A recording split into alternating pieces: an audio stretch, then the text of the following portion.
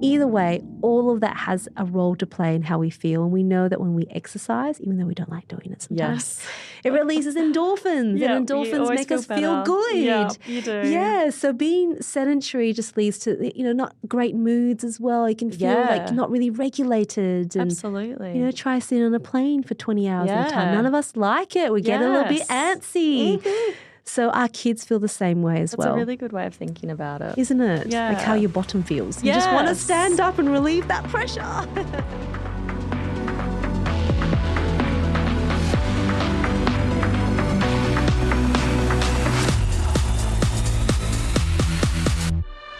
Welcome back to another episode of Therabytes. We're continuing on with our conversations on the F words. Who would have thought there could be so many interesting conversations about F words, Dana? Right. I think it's brought up so many points of conversation. I know I've taken so much from it already. I have. It's just like light bulbs for you all over, right? But that's how we learn together. Yeah, it's incredible. We've had such great feedback about this season in particular. Just like, I think in the last 2 seasons we laid the foundations for diagnoses and just bringing everyone up to speed about what the research is. Yeah. Now we're really practical, talking about the F words. Yeah.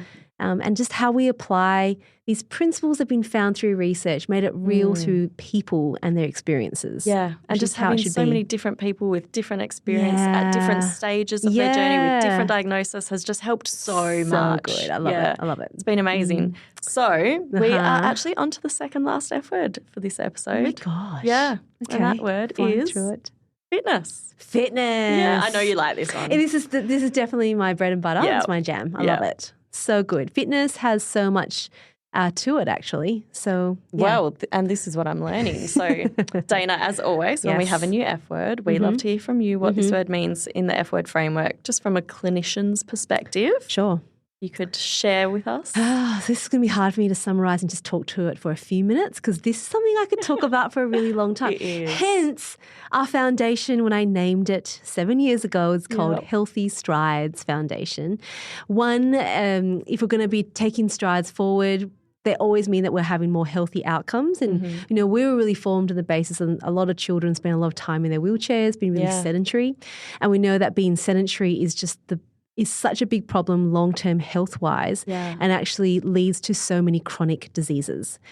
We know that adults with cerebral palsy, for example, are 3 times more at risk for circulatory diseases and metabolic disorders as well. So we're talking about, the heart, we're talking about the lungs, we're talking about metabolism, so diabetes as well. Yeah.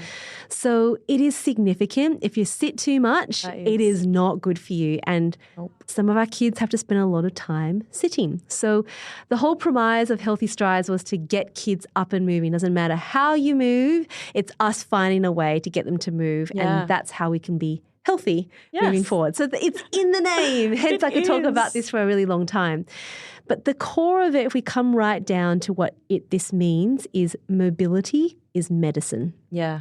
You can take medication. You can take things to reduce your blood pressure. You can take things to reduce your cholesterol. You can take things to manage your diabetes. But we know at the core of all of that is if we move more, we can actually treat a lot of diseases and conditions. Yeah. And so when we're thinking about things that are preventable, and we don't want to layer on a preventable condition over what's already pretty complex for our kids. Most definitely. So just it shouldn't just be an expectation that they're going to get it. Yeah, that's right. That's right. So, but a lot of it comes because our kids are not active enough. So if you're not active enough, you're not going to develop enough muscle, and your bones aren't going to be strong. So if your bones aren't going to be strong, you're at more at risk of having bones that are more likely to fracture with some force that's been placed through it. And we can all think about, maybe hopefully not, but, your grandma, your grandfather who has a fall and they fracture their hip. Yeah. Now, it happens over time because they lose muscle. And then when they lose muscle, they also not weight bearing as much. So then their bones become more brittle. And so they fracture. And when they fracture, it takes a long time to recover. So we know for our kids, if they're not active, they're not building muscle, they're not building bone. Yeah. Those are essential for the way the body metabolizes. It's essential for the way that muscles then work to keep us strong and upright. There's a really famous podcast going around at the moment with an orthopedic surgeon talking about this. And, the biggest muscles are the muscles below our trunk. Yeah. And that tells us that our legs are actually really important. Very important. So muscles help our bones to grow, helps our hips, helps our hips to develop. We talk about that a lot. But being upright is also good for your lungs. It helps you to breathe better, having that kind of fitness. It helps us to make sure we can clear our airways better. And a lot of our kids can't clear their airways because they don't have a great cough. So we get them up to help to drain all of that as well. And then finally, getting them upright has a social, emotional communication element. So it helps us to engage with people around us.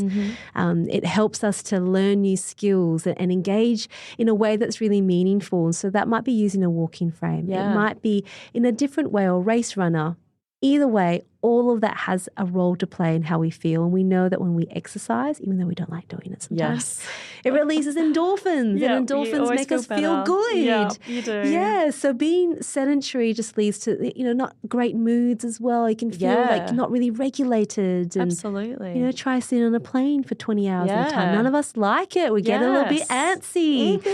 So our kids feel the same way as well. That's a really good way of thinking about it. Isn't it? Yeah. Like how your bottom feels. You just want to stand up and relieve that pressure. Yes. It's so, see, again, you've already triggered so many thoughts for me when it comes to fitness, because to be honest, it's not something that's been high on our radar. Our child's 5 turning 6.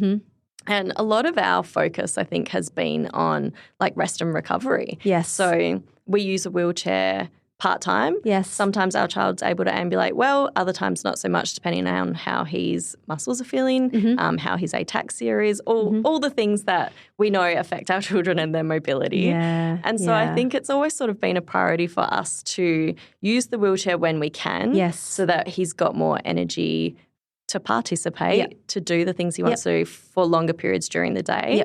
As he was little, I guess that was our biggest focus. But this last year, he's sort of been choosing. He's had quite a good year, really, health-wise. Touch wood, I'm touching wood right now. And so he has been able to get up and move a lot more over the last 6 to 12 months. And so I guess I haven't, again, had to think about it too much because he's just doing it himself, and we're seeing his endurance increasing. But you just said before how mobility is medicine. We had our annual hip scan a couple of weeks ago, and they called me and they were like, oh my gosh, his migration has reduced by 12%. This is huge.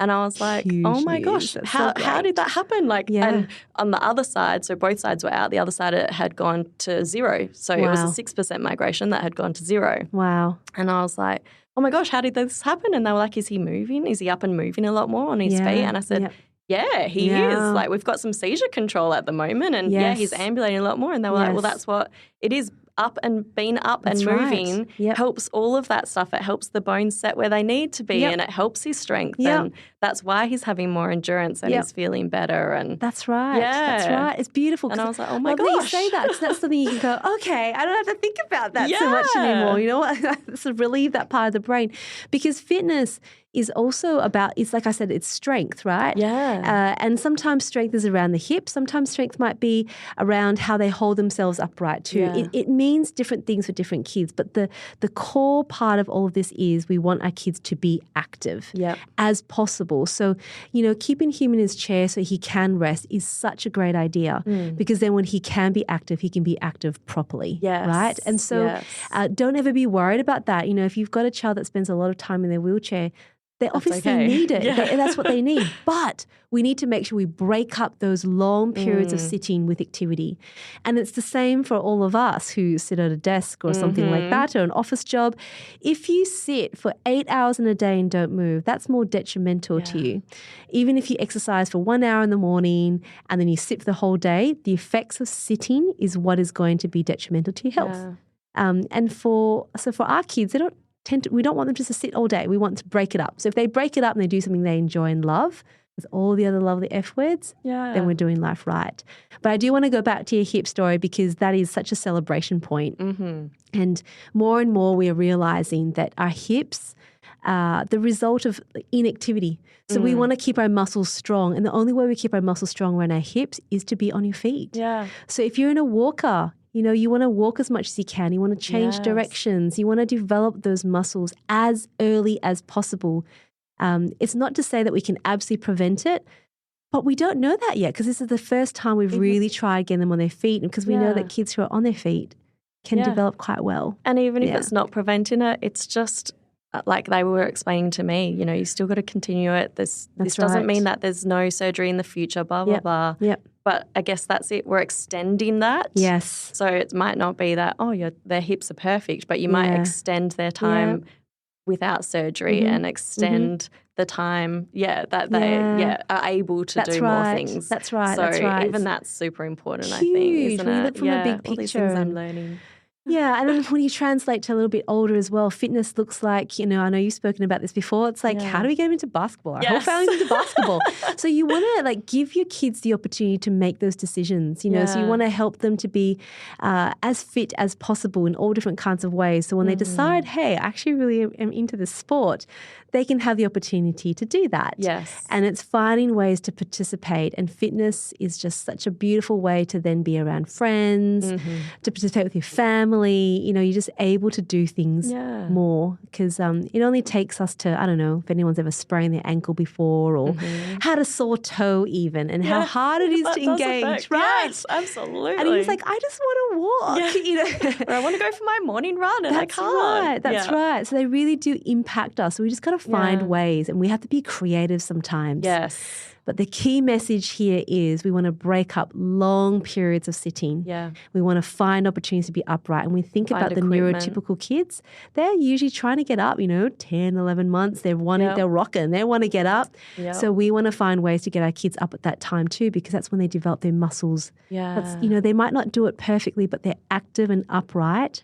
That is so Still important. An improvement. So important. So never forget that. And if you're sitting down now, a reminder to make sure you break up your long periods of sitting. Every half an hour, just stand up, do a few squats. Go get a drink of water, make a cup of tea, go to the toilet. That can reduce our risk of those long-term, secondary, preventable conditions. You know, that's important for all of us to remember. Yes, very important. Right? Yeah. We all need to take note. So mobility is medicine, and that's why we're called the Healthy Strides Foundation, in case anyone was ever wondering. Yeah, that's so cool. I'm really excited to hear from some families around fitness. It's going to be good to get all these different takes on it. Yes, I think so too. It'd be great. Well, thanks for the intro and thanks for sharing us the news about your boys' hips. I know, I'm glad I thought to share that. Celebrate. That's so great. Thank you. Thank you very much. And to all of our listeners, I hope you enjoyed that too. We'll talk to you all again really soon. Goodbye.